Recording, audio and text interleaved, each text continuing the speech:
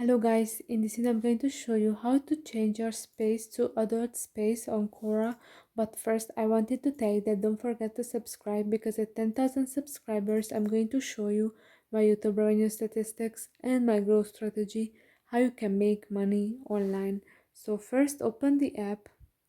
Then if you are at the home page, you have to click on the fourth option at the bottom of the screen. Then at the your spaces section, you should see your space. Click on that. And now click on the settings.